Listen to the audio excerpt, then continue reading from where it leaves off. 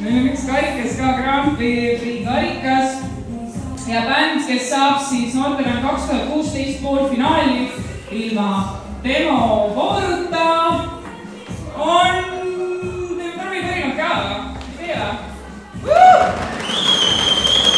See on ansambel Kristel!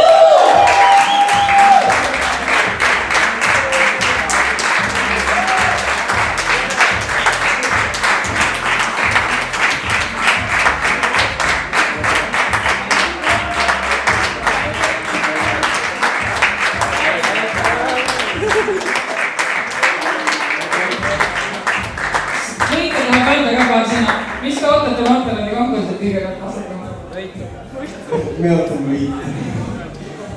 Igastahes me tahaksin tänada kõiki, kes meid siia täna kuulama tulid ja absoluutselt tahaksin tänada Rait Kangurit, kes on seal taga, kes on meid terve päeva sõidutanud siis ühest esinemiskohast teise ja muidugi kõiki, kes siis meie muusikat kuulasid ja teeme Raidole veel ühe aplausi.